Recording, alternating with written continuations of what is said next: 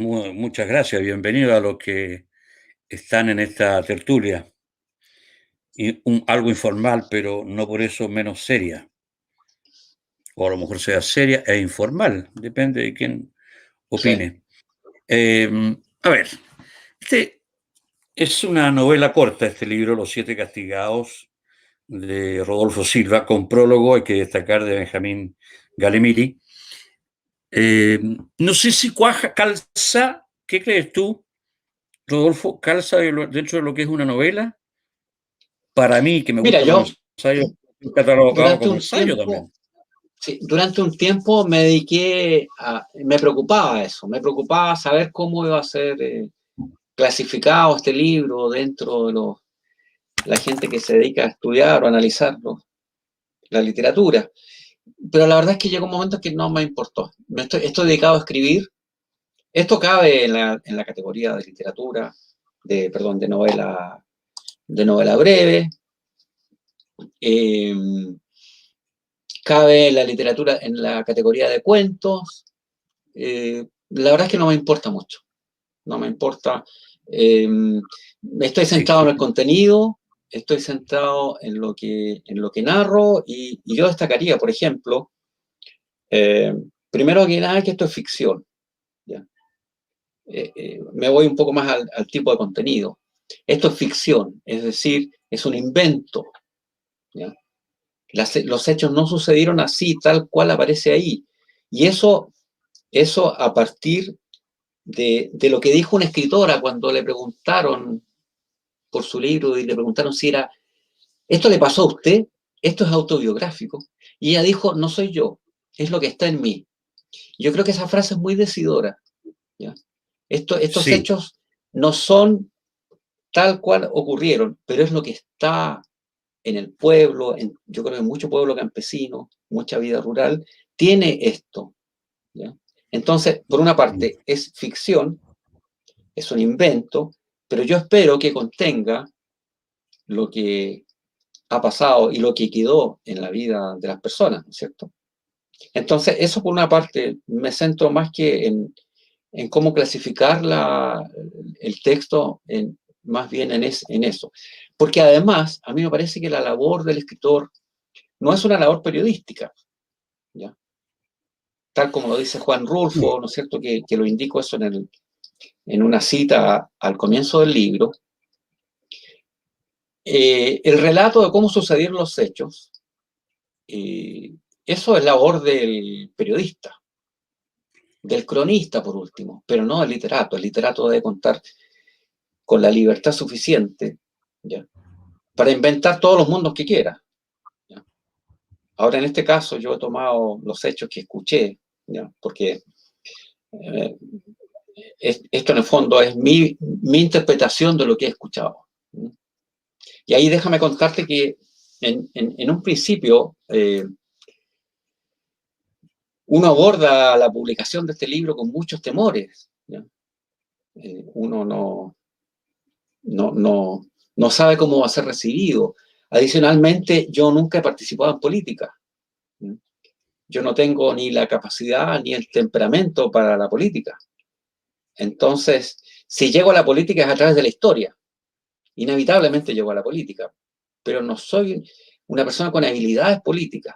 Y como esta novela raya bastante en tema político, había muchos temores y yo en un principio no quería siquiera decir que esto yo lo había escuchado en Paine.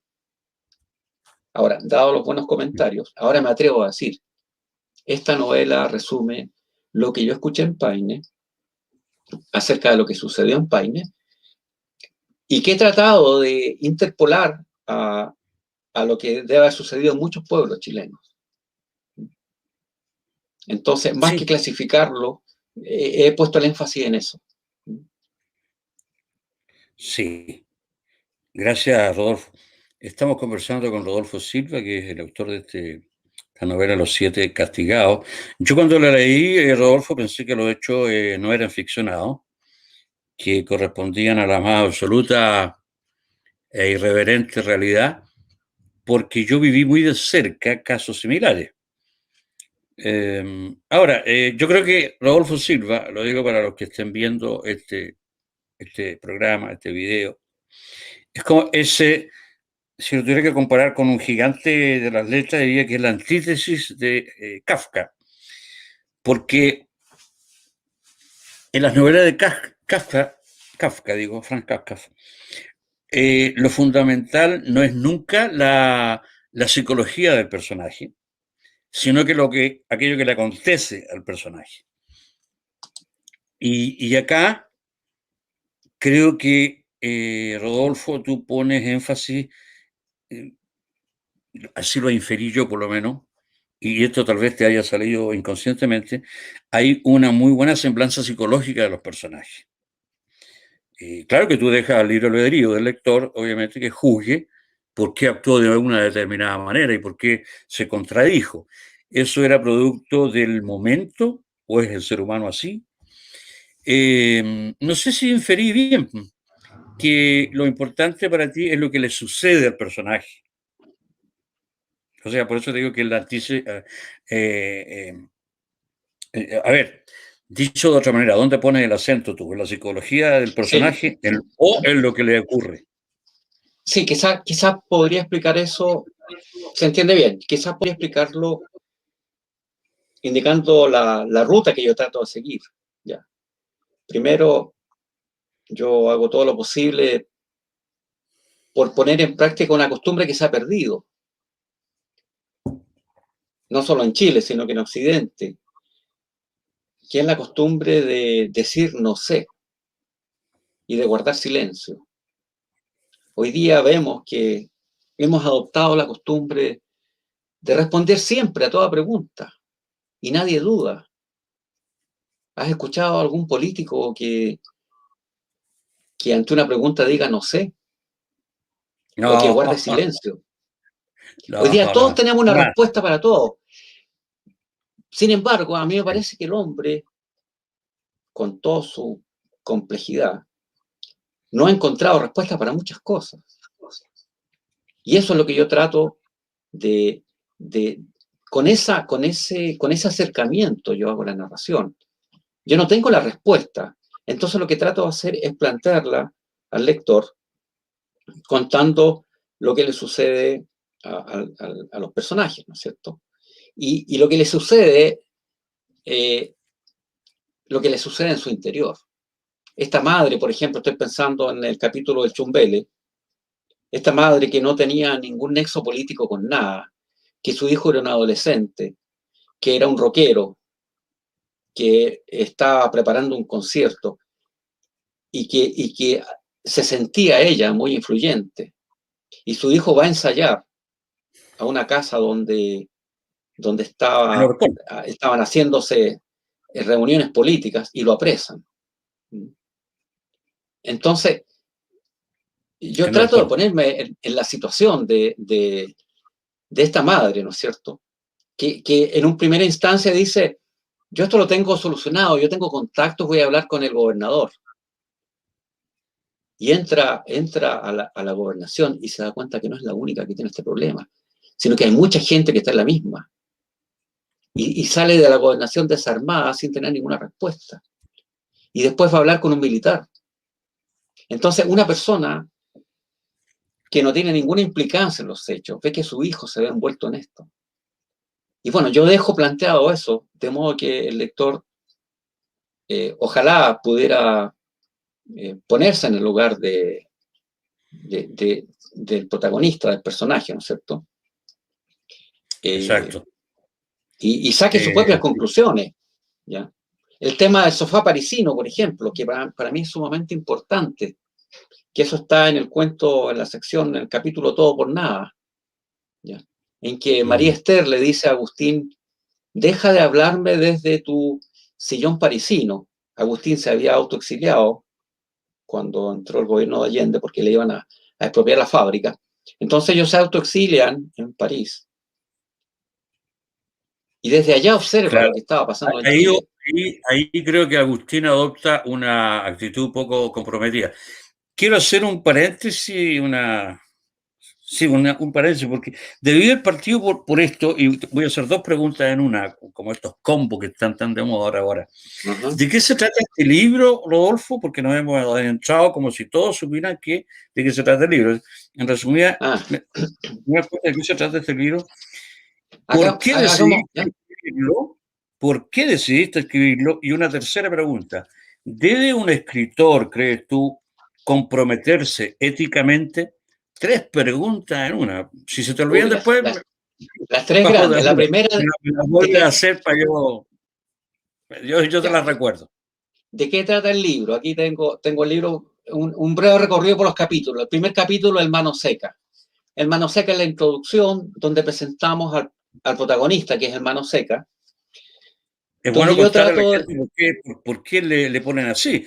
Y a raíz de ese incidente, como juegos de artificio, cohetes, en fin, ajá, nace la amistad de este personaje tranquilo, aparentemente intrascendente, no quiero mirar en menos ningún ser humano, un ser humano más de baja condición social que llega a hacerse amigo a través de, más amigo aún, de un incidente de Agustín que venía de una extracción social más alta o era de otra procede. Qué bonito eso, porque habla de lo que es la amistad, que puede es que cruzar eso, incluso las sociales. es que mira, eso fue bien importante porque para que esta novela funcione, tiene que, tiene que quedar claro que hablamos de gente de campo, que es muy distinto a la gente de ciudad. ¿Ya? En la vida rural, eh, hasta el día de hoy podemos ver personalidades distintas. En Santiago la vida es uniformada. En la provincia, en la vida rural, no es uniformada. Y existen personajes pintorescos de diferente tipo, y en todo pueblo hay un loco, y en todo pueblo hay un vagabundo. ¿Mm? Eh, y bueno, el Mano Seca encarna esta persona popular que está en todo pueblo, con, con lo que desde la ciudad muchas veces se puede ver como torpeza o limitaciones. Y efectivamente él tenía una limitación. Este personaje está inspirado en alguien que efectivamente vivió en Paine, que usaba zapatillas. Los paininos viejos se van a acordar. Es una mezcla de él eh, y de un tío mío. Yo tomé el carácter de un tío mío y lo traté de incorporar, y de esa manera yo configuro al Mano Seca, que es el protagonista, ¿no es cierto? ¿Ya? Que, Claro. que en la introducción, en la entrada, él se aleja del pueblo porque se pregunta qué voy a hacer ahora, yo que estuve involucrado en algunas cosas, ¿no es cierto? ¿Ya? Durante el gobierno de Allende. Él se aleja un poco del pueblo y ahí imagina una estrategia para liberarse en caso de que tenga algún problema. El segundo capítulo, para continuar con la pregunta, es El Angelito. El Angelito es la historia de un dirigente campesino comprometido con la revolución, ¿no es cierto? Que huye a Santiago a refugiarse, a esconderse por temor a ser apresado, pero tiene que volver al pueblo eh, al borde del toque de queda para asistir al funeral de su hijo que nació muerto por esos días. Entonces muestra cómo es, muestra por una parte el funeral de un angelito, ¿ya? Y muestra lo que fue su llegada a la casa y la convivencia en este entorno que era un riesgo para él. Después el capítulo siguiente es Las Vías Férreas, que es la historia del jefe de estación, ¿ya? El jefe de estación que ayuda, en la entrada del capítulo ayuda a un grupo de fugitivos a huir, le dicen, escóndanse en tal carro del tren y huyen. Y él tiene reflexiones, cuenta cómo fue su vida como jefe de estación durante el gobierno de Allende y cómo enfrenta después todo lo que pasó después del golpe de Estado, ¿no es cierto? El capítulo siguiente es Todo por Nada. Este es un cuento que a mí me gusta mucho, que es la conversación entre dos primos que estaban enamorados, fíjate. Eso lo encuentro tan bonito, pero más bonito aún es que ellos, estando enamorados, hayan decidido no formalizar ese encuentro, ¿no es cierto? Eh, y estando enamorados viven esta separación, porque los padres eran de posturas políticas distintas. Él, Agustín, se autoexilia con su familia en París. María Esther queda en el campo y le expropian el fondo. Y ella cuenta lo que significó, en el fondo, la reforma agraria, la exploración, la expropiación de los fondos, ¿no es cierto? Algo que se vivió en todos los campos, en todo el país. ¿Mm? Y de ahí pasamos a Acuartelados, otro capítulo, donde se habla de Leiva. Leiva es otro de los protagonistas, personajes importantes, ¿no es cierto?, de esta historia, que es el carabinero que trasladan al pueblo después de haber servido en Santiago. Se cuenta un poco cómo había sido su trabajo. Ahí hay una reproducción de lo que fue la muerte del carabinero que hoy le da nombre a la escuela de suboficiales de carabineros, que es Fabriciano González. Y que lo puse porque me llama mucho la atención la figura del héroe. Una figura que ha ido desapareciendo de generación en generación. A través de los años ya encontramos pocos héroes. Y a mí me parece que la forma en que él murió es un acto heroico. Pongo eso y pongo lo que fue la visita de este carabinero a su familia, que salió un día a trabajar, vino el golpe de Estado y estuvo varias semanas sin ver a su familia. Después viene Mi niñito enajenado, donde aquí ya la narración adquiere un carácter de alto dramatismo, parte con el relato de un camionero, que cuenta cómo fue su participación en el paro de los camioneros durante el gobierno de Allende, y cuenta cómo fue. Él participó en una escaramuza ahí con los militares persiguiéndolo, cuenta todo eso y se describe muy bien cómo era la persecución de los campesinos en el pueblo. ¿Ya? Y él se entera, esa imagen, las ilustraciones son de Rosario Silva, esa imagen muestra cuando este camionero iba huyendo por el campo, huyendo de los militares, luego de la revuelta que se armó durante esta protesta, ¿no es cierto? Recuerden que en esa época, durante el gobierno de Allende, se hacían paros, se cortaba la carretera. El paro de octubre del 72. Claro, por ejemplo. Pero esto fue, él hace un recuerdo de esos paros. Y de ahí mismo engancha con la historia de Raúl, que es niñito enajenado, y aquí apunta un poco, aquí empieza a notarse claramente lo que da título a esta charla, a esta conversación, que es este contraste tan impactante entre la vida personal y la vida pública. ¿Ya? Raúl era el hijo de un campesino dedicado a la tierra, y su hijo entra al movimiento revolucionario, se hace guerrillero, y los visita volviendo de la guerrilla, ¿no es cierto? Y finalmente él muere, ¿no es cierto? Pero entre medio le cuenta a sus padres lo que es la guerrilla. Entonces los padres dicen, mi niñito, ¿qué le pasó a mi niñito? Que a mí, que eso es a lo que en el fondo yo quiero llegar, como alguien que es tan querido, tan bueno, tan inocente, tan idealista en la vida privada, públicamente se desempeña o tiene una vida totalmente distinta. Y aquí yo quiero detenerme, porque esto es algo totalmente contingente. Yo estaba viendo la historia de un joven que en torno a octubre del 2019, para la revuelta de octubre, él fue herido gravemente, pasó varios meses en silla de ruedas, tuvo que operarse, sufrió dolores. Entonces yo lo veo primero en el plano privado, y me pregunto, ¿qué es para un padre? Imagínate un padre que ve que su hijo sufre dolor, un dolor físico inmenso, producto de las heridas, que después tiene que estar en tratamiento, someterse a operaciones, rehabilitación para aprender a caminar.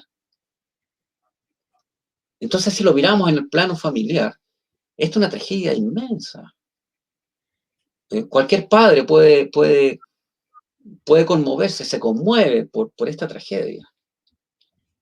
Sin embargo, públicamente, Sí. la vida es otra. Eso a mí me parece Eh, una de esas contradicciones que cuesta tanto entender. Y es una de las preguntas que planteo en el libro. sí, a ver, qué buen tema tocaste. En primer lugar, yo recomiendo esta novela, Los Siete Castigados. Quiero públicamente hacer no un juicio laudatorio hacia tu persona, Rodolfo, pero quiero felicitarte por el grado de ecuanimidad que tú logras al relatar hechos que son previos al golpe del 11 de septiembre del 73, el golpe mismo y lo que sucede después del golpe. Para lograr estos grados de ecuanimidad que tú logras, eh, se requiere, yo creo, bastante sapiencia, tolerancia y hay una serie de factores que yo no me atrevería a enumerar ahora porque me faltarían varios. Porque generalmente cuando se aborda este tipo de hechos, es muy difícil prescindir de la postura personal o de lo que sufrió un amigo o un vecino de uno. En el caso de que tú hablas, efectivamente, claro, ¿cómo se habrán sentido esos carabineros después que supieron lo que hicieron? Me imagino que hay una dosis de arrepentimiento. Voy a tu novela, hay un sargento ahí, que es un tipo bastante sórdido, uno de los personajes más sórdidos que yo encontré en esta novela, que abusa, que abusa cuando viene el golpe del 11 de septiembre de 73, y como sargento de carabinero, este tipo empieza a creer que tiene mayores jinetas, incluso intelectuales, de las que realmente tiene. Y el 11 de septiembre del 73, yo creo que se da una alternativa cerrada. Es decir, dos opciones.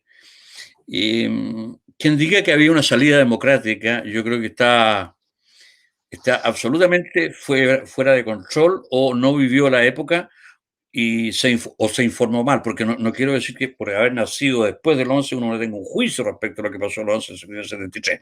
Aquí yo creo que hay carajos, tipos que abusan del poder, como este sargento, pero también está el lado humano del señor Zanetti, de que el El jefe sargento, de bueno, estación. lean la novela, lean la novela, que era un tipo ajeno a todas estas proclamas delirantes de que hacían algunos dirigentes sociales que se iban a tomar el poder previo al 11 de septiembre, que iban a ser un hombre nuevo, que íbamos a estar desbordantes de dicha y ecuanimidad.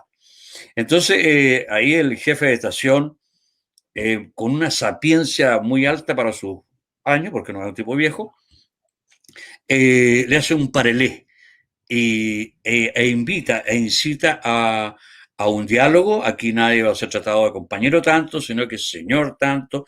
Es decir, hay un llamado a la cordura. Ahora, entrando a la sordidez de ciertos personajes, tanto en la izquierda como en la derecha, voy a hablarlo bien directamente. Yo creo que aquí, previo al 11 de septiembre del 73, que es un periodo de la historia que he analizado bastante, por eso me atrevo a decir algunas cosas, hubo gente en la izquierda que se creyó absolutamente con el dominio absoluto de, de el poder por la vía armada, en razón de que muchos dirigentes, y miren lo que voy a decir, lo digo de buena fuente, ¿sabe por qué lo digo? Incluso el presidente Allende de la época, y otros connotados dirigentes de la llamada Unidad Popular de entonces estaban convencidos de que tenían neutralizadas a las Fuerzas Armadas. Una vez neutralizadas las Fuerzas Armadas, obviamente la vida del poder les pertenecía a ellos, porque este país democráticamente yo creo que se desbandó mucho antes del 11 de septiembre del 73. El 11 del 73 fue el golpe final, pero esto venía forjándose y gestándose desde los albores, no más que albores, desde los inicios de la década del 60 con el nacimiento del movimiento de izquierda revolucionario, que optan por la vía violenta. Y el remate para conculcar o liquidar la democracia, a mi juicio, Rodolfo, es el Congreso del Partido Socialista de Chillán. Partido Socialista que obviamente podía participar del juego del tablero democrático. Pero en Chillán se va a las pailas, hablándolo en términos campesinos, ya que tu novela tiene muchas cosas campeche. El Congreso del 60 de Chillán, digámoslo para la gente joven, opta por la vía violenta. Yo tengo las conclusiones, pero son muy largas. En lo medular, gana la tesis de Adonis Sepúlveda, el sector más radical del Partido Socialista, y se declara que a partir de ahora, esto fue en marzo del 67, en Chillán, Partido Socialista, a partir de ahora, todas las vías para alcanzar el poder son legítimas. Yo estoy haciendo un ensayo en donde digo que esa fue la rúbrica para el término de la democracia en Chile. Todo del 67 al 73 no fue sino un largo capítulo final, un capítulo agónico en que se sabía que la democracia terminaba. Ahora que muchos abusaron del poder, lo vi antes del 73 y después del 73. Y aquí quiero plantearte algo que pienso, que no sé si estarás de acuerdo tú, Rodolfo, en el sentido de que el ser humano, yo lo he visto, mientras más poder tenga, más se da una tríada en él, que puede que se dé casi la totalidad de los seres humanos. Pero mientras más poder se tiene, más fácil es advertir que un ser humano tiene tres vidas. Una vida pública, una vida privada y una vida secreta. Y voy a ir más allá, tratando de guardar toda la ecuanimidad de la que soy capaz. Creo que Salvador Allende cayó en eso. Después del 1173, muchos años después, empezaron tibiamente a aceptar, algunos que lo habían apoyado, de que efectivamente tenía una vida privada y no iba en consonancia con su vida pública. Y lo mismo sucedió después con el general Augusto Pinochet. Muchos, yo conozco muchos defraudados de Allende y muchos defraudados de Pinochet. Los de Pinochet, porque pasó con el caso del Banco Ría. Te lo digo porque conozco un exalcalde, no voy a nombrar la ciudad, que tenía un retrato de Pinochet permanente y tenía un cargo importante, permanentemente. Yo fui un día lo fui a entrevistar y ¿por qué tiene ese cuadro? No, que yo soy un admirador del general Pinochet, realmente nos salvó el comunismo y además me dijo yo entré de luchador del regimiento y me permitieron hacer carrera. Fue muy honesto de su parte. Como a los 6 meses me correspondió volver a entrevistar a este caballero y tenía el mismo retrato, pero dado vuelta al revés. O sea, no, se veía una cosa blanca. ¿Qué pasó? Digo, ¿usted tiene el revés? Dio vuelta al retrato. Sí, me dijo. Yo quiero mucho y estimo mucho a este Pinochet, pero metí las manos en el Banco Ría, así que no. Hasta ahí nomás llegué. Entonces, ¿cómo te digo? ¿Cómo he conocido? No sé si compartes tú este juicio de que mientras más importante o mientras más poder alcance un ser humano, se da con mayor frecuencia esta tríada de la cual te hablo yo. Una vida pública, una vida privada y una vida secreta. Creo que tú y yo no tenemos vida secreta. Si tuviéramos vidas, nuestros secretos serían... Te voy a contar un secreto mío, lo voy a hacer casi público. Un día alojé en un prostíbulo, por ejemplo. Y no me quedé con una prostituta pudiendo al mercado, que estaba muy cansado. Y había dos prostitutas que eran conocidas mías, en un pueblo que queda no tan lejos de donde estoy. Podría ser algo privado mío. Pero, y tampoco no quiero pecar de gasmoñería, no soy un santo. Pero te insisto, no tengo poder, o será que soy muy honesto, entonces los secretos míos son rascas de poca monta frente a los que podría mostrar hoy día un Alberto Fernández, una Cristina Kirchner, que son tipo uno, un gran hipócrita, y la otra, una enajenada mental, como me reconoció el propio Juan José Sebrelli, gran intelectual argentino, por el cual tengo el más alto de los respetos. Bueno, me di vuelta y muy largo, pero no sé si comparte eso las tres vidas en una. Sí, yo creo que sí, pero no es privativo de las personalidades. Yo creo que todos tenemos esas tres facetas.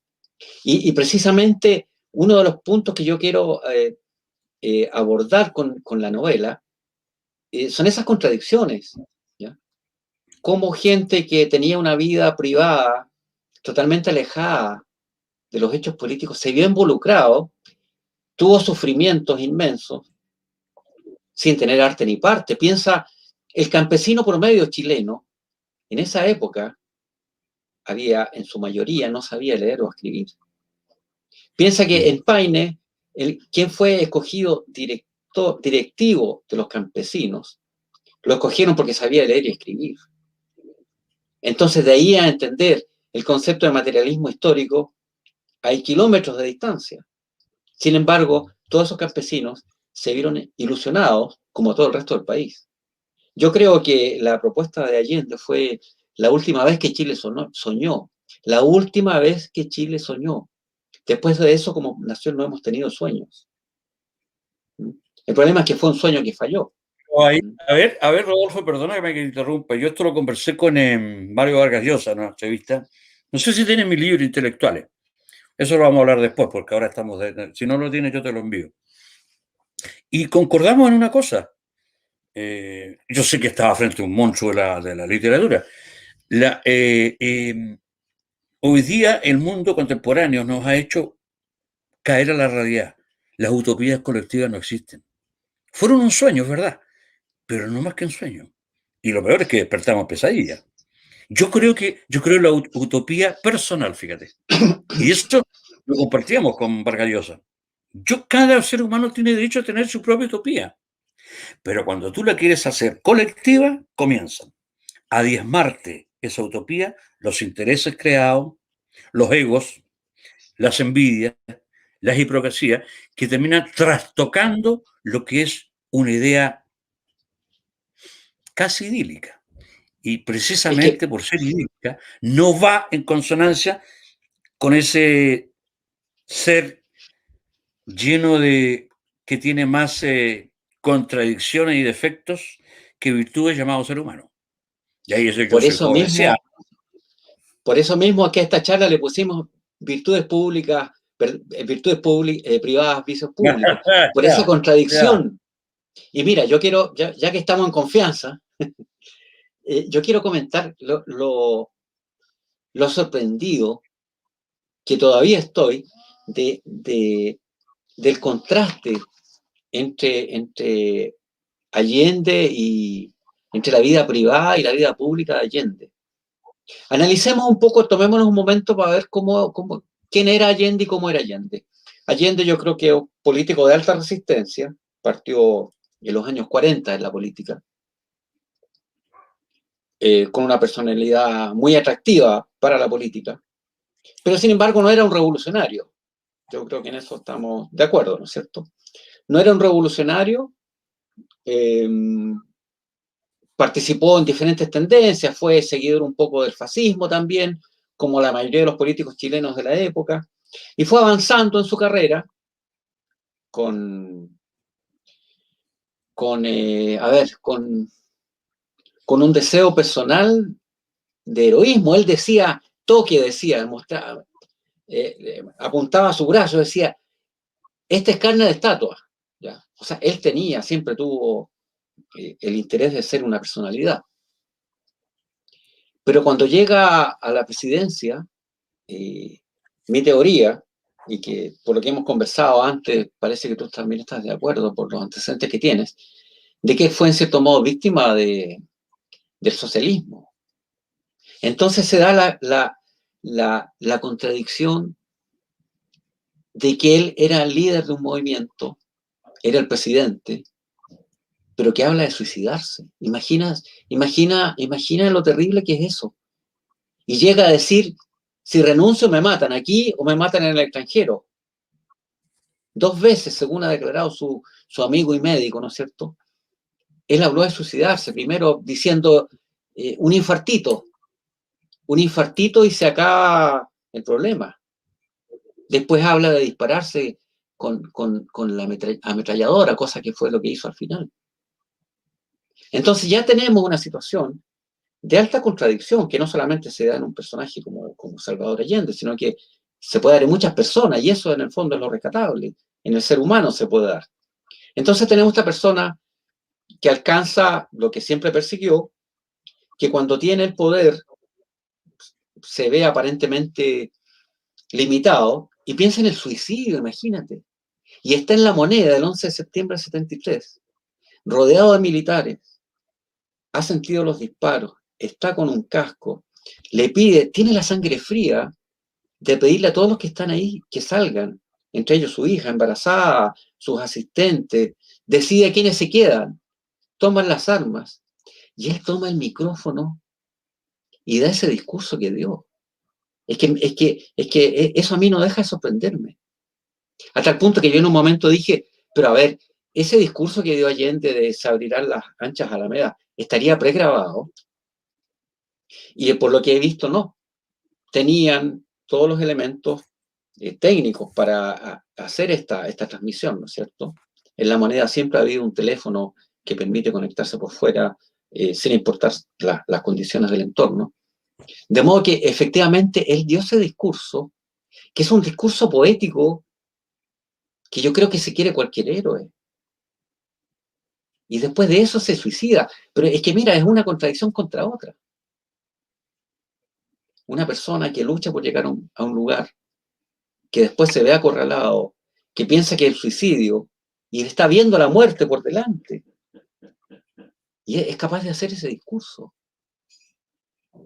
Eso a mí no deja de sorprenderme. No sé qué te parece a ti. Yo creo que son... Es que, a ver, mira, yo tengo mi juicio sobre el discurso de Allende final.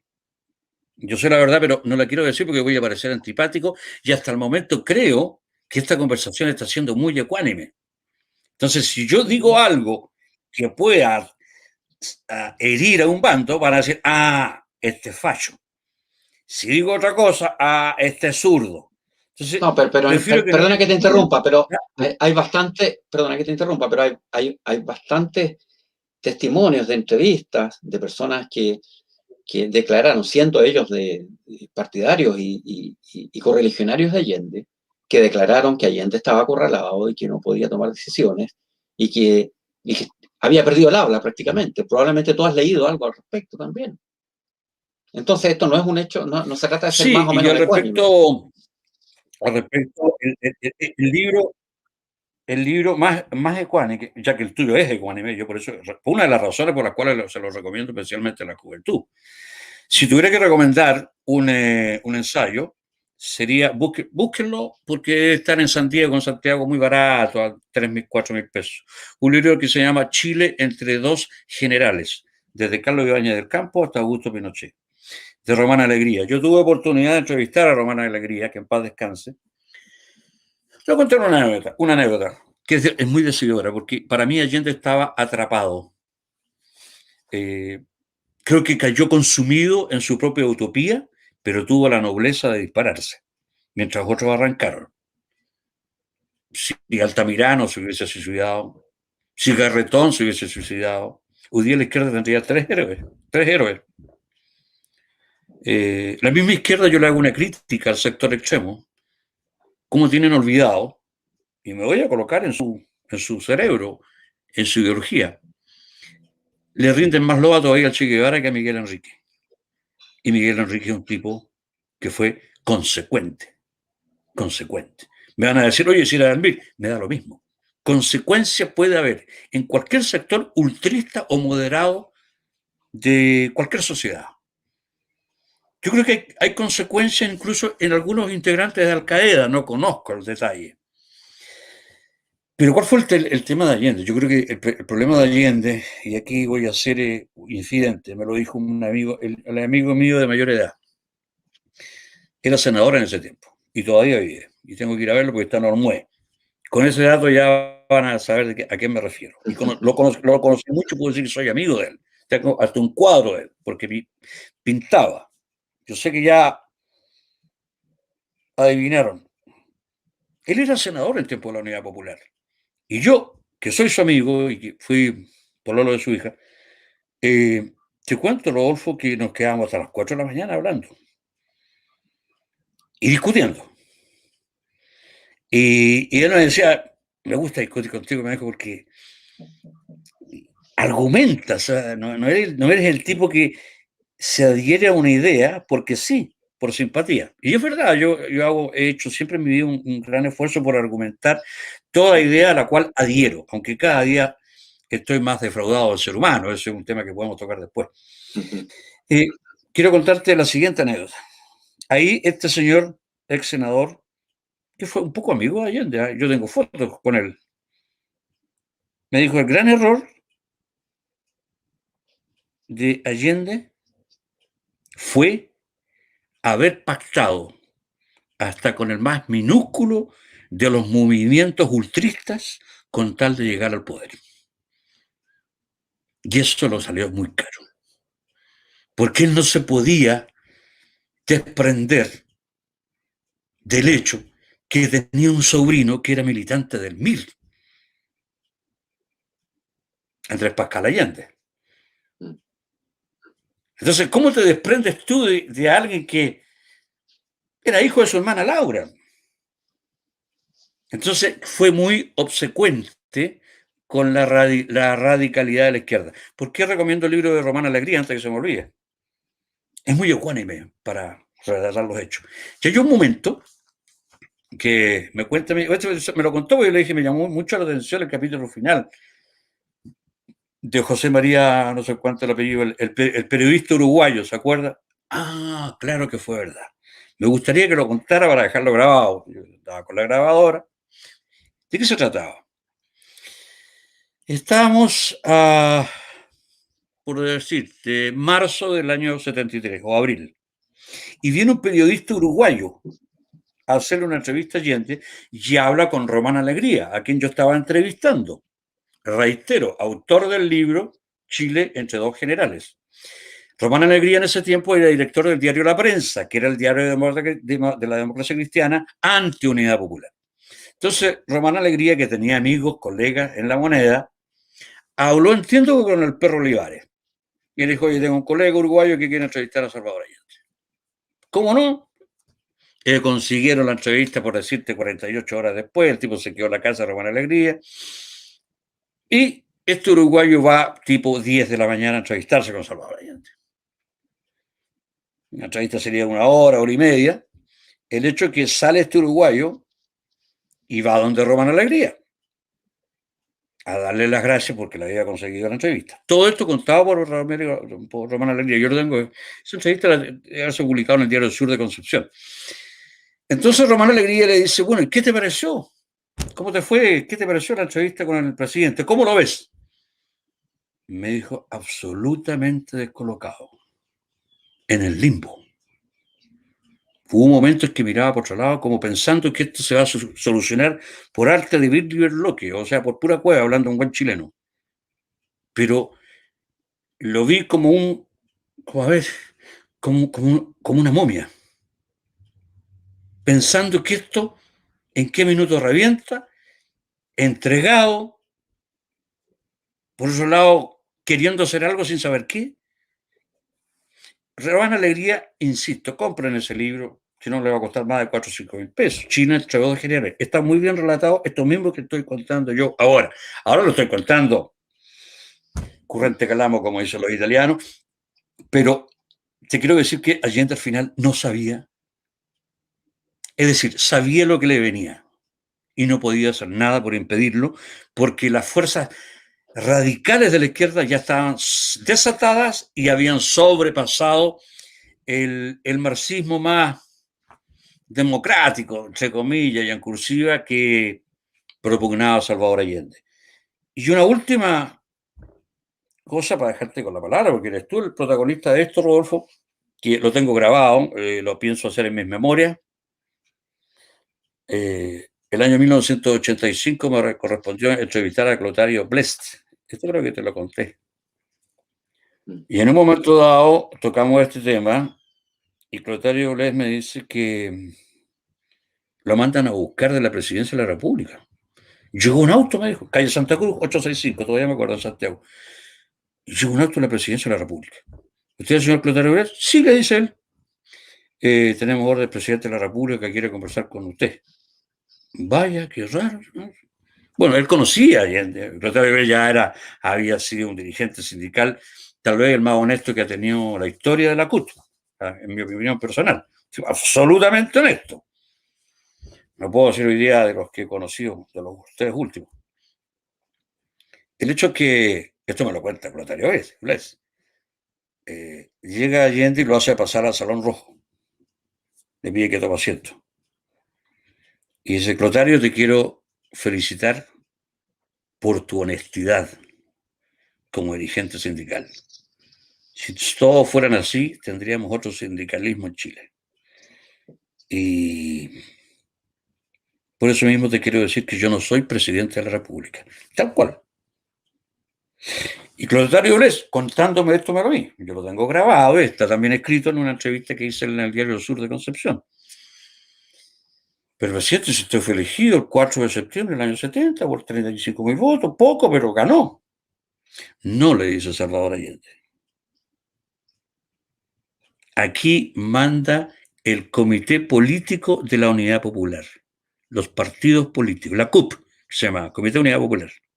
Yo no cuento para nada, estoy repitiendo palabras textuales de Brett, pero yo tengo buena memoria y esa parte fue muy fuerte y se me grabó. Y lo peor, le dijo Clotario, es que si yo renuncio, me matan. Y si no renuncio, también me van a matar. Y termina con estas palabras, parece que lo estoy escuchando, don Clotario, parece que lo tengo al frente. Esa era la vida del pobre Salvador Allende, me dice Clotario Brett. Quiso hacer todo el bien posible, pero no lo dejaron. Por eso te insisto, habiendo leído tanto en torno a este tema, que Allende se atrapó en su propia utopía. Y su gran error fue haber, como me dijo este ex senador que aún vive, a despecho de sus 90 años de edad, 92, haber transado con todos con tal de llegar al poder. Y cuando tú transas con muchos, después viene la repartición. ¿Te acuerdas tú de la famosa frase de Carlos Ibáñez? Todos ganaron con Ibáñez, todos querían después, oiga, yo trabajé por Ibáñez, todos los partidos, los movimientos pequeños. Y él dijo, el que no toca ministerio toca camioneta, pero no hay más para repartir. Entonces, esa frase de Ibáñez yo siempre me acuerdo. Y creo que también acuérdate que cuando gana Allende, renunciaba a un subsecretario se demoraban hasta un mes para nombrarlo. Hasta el API, Acción Popular Independiente, que dirigía Rafael Tarú, quería también ministerio y embajada. Y el API eran 4 pelagatos que se podían reunirse dentro de una cabina telefónica. Entonces, para mí, la figura de Allende no me genera rabia, no me genera entusiasmo. Incluso te diría de tanto estudiar y de tanto conversar con gente que lo conoció muy de cerca, como Jorge Arrate, como Sergio Vital, te diría que Allende, a cualquier historiador, sobre todo si es partidario de él, es un personaje que termina dando pena. Sufrió en carne propia la soledad del poder. Lo dejaron solo. Aquellos que cupían balas y que no trepidaron después en asilarse en alguna embajada, cobrar jugosas dietas y viáticos en dólares, como me decía la Carmen Lazo. Yo viví el exilio no dorado, no como el señor Altamirano, que por hablar en contra de Chile cobraban dólares. Entonces, aquí quiero llegar con esto y cómo me conecto con tu novela, que en tu novela veo todo ese abanico de personajes. El utópico, el que practica la felonía, el traidor, el advenedizo, el leal, el honesto, el que se defrauda de todo esto al final y termina no creyendo en nada. Que es lo que me ocurrió a mí en el plano político y por eso me metí más después en la filosofía. Y estoy jovesiano, o sea, yo si recomiendo un libro sería Leviatán de Thomas Hobbes. Ven ahí, el ser humano tiene mucho de miserable y en política lo vimos. Lo vemos cuando trajinamos las páginas de tu novela. Los traidores, ¿cómo están? El tipo que salva vidas en una estación. Después pasa el tiempo, viene el golpe militar, vuelven esos tipos, no le dan ni siquiera las gracias, ni siquiera lo saludan. Esa es la hipocresía del chileno. Yo siempre he dicho en mi próximo libro que se va a llamar ¿Qué somos los chilenos? Yo digo que Chile tiene 5 lacras.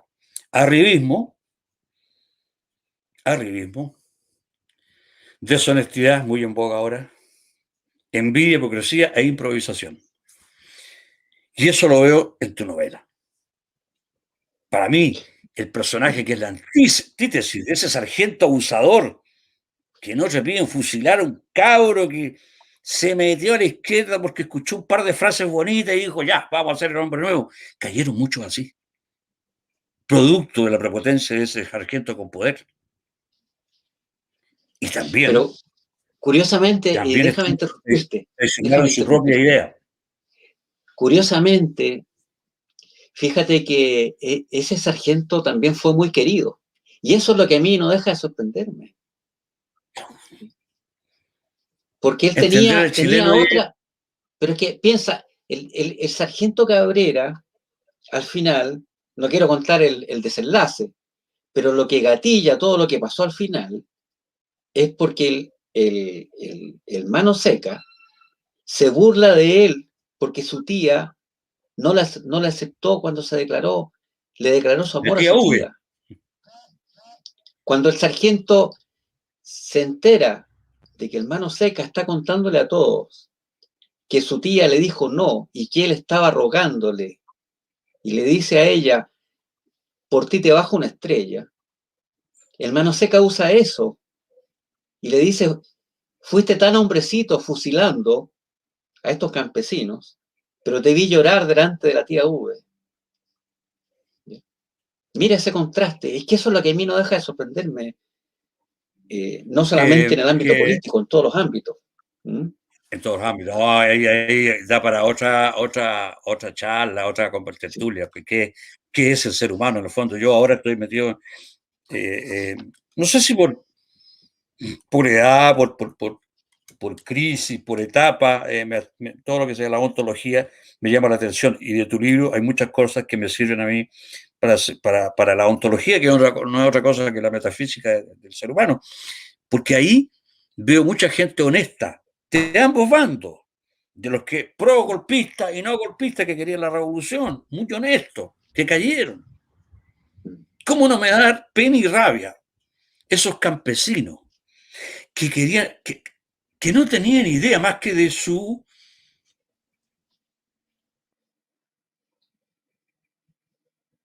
qué sé yo, las labores propias del campo. Y llegan unos barbudos, melenudos, el año 71, 72, a hablarles de materialismo histórico, materialismo dialéctico, a hablarles de Marx, a hablarles de Althusser, una serie de filósofos y un guirigay que ellos no entendían, y algunos campesinos se creyeron ese cuento revolucionario y mira cómo cayeron. Y los que mentalizaron los que intoxicaron esa mente. Ahí tengo que interrumpirte. Lo mismo pasó con el movimiento hippie. ¿Ya? Esto ha estado siempre en la historia. Imagina lo que fue el movimiento hippie para las madres católicas. Es que eso ha pasado siempre. Imagínate, veía hace poco un reportaje de Patela, esos documentales franceses, en que muestran el movimiento hippie en Estados Unidos, y las muchachas, hijas de gente religiosa norteamericana, bañándose desnudas con sus novios de la mano. ¿Qué mayor escándalo que ese? Estas contradicciones, yo creo, y ese es el objetivo de esta escritura, ¿no es cierto? Es explorar en esas contradicciones que están totalmente vigentes y que nos afectan día a día. Jorge, estamos acercándonos al límite. Un par de datos prácticos. Quería hacerte una última pregunta, porque tú dices que esta novela está trabajada sobre la base de la imaginación. Yo pensaba que no era así. Te felicito porque exacerbaste tanto la imaginación que haces muy reales los hechos. Y al respecto, ya que estaba hablando de ontología, quiero hablarte de un pensador que me gusta mucho, que es un poco pesimista, pero que no tiene que separar la paja del trigo, que es Kierkegaard. Kierkegaard, que fue un poco existencialista también, decía que la originalidad en una obra literaria nace de la angustia. Esto a mí me ha dejado pensando, llevo como 5 días pensando y no tengo la respuesta. A veces creo que sí y a veces creo que no. Yo ¿Cuál tengo la sería tu respuesta? respuesta Jorge, yo tengo la respuesta para eso y es uno de los problemas grandes que tenemos. Que eso surge cuando nos alejamos de Dios. Lamentablemente creo que es así.